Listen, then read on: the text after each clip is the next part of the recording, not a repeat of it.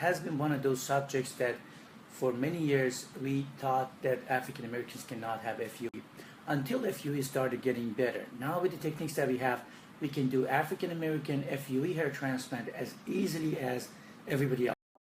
This is our patient today. This is an African American gentleman, young patient with a isolated crown baldness. The front is not bad. The crown on the back, you see, he has significant hair loss. I'm going to give him 1500 FUE to restore the crown area. His exam shows he has curly, thick hair, donor density is less than average, 1.7, and isolated crown baldness. So we're doing the whorl area on the back. So just like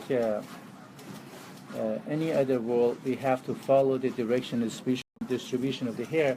In African American hair, that curvature of hair is going to keep constantly changing in this area. So we still have to follow a pattern. This pattern will make it look more natural when we follow it. And my hair, typical African American hair? Yeah. I was concerned because I got one of those ancestry DNA things. Oh, tell me about it. So using Mamba system for extraction, that helps better. Seems like it's working better with the curly hair.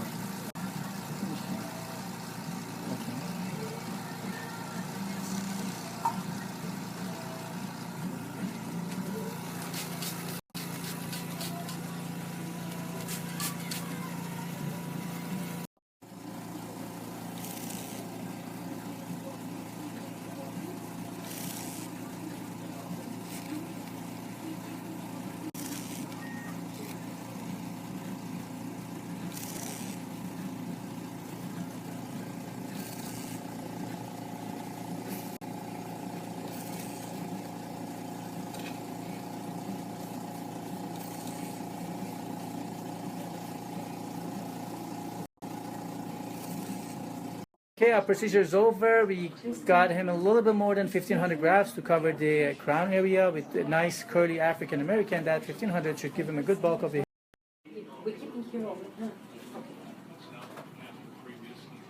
Alright, this is the crown. Good density. The whorl area and around it. This is the donor area. Nice and clean. We're going to put a bandage on and we're going to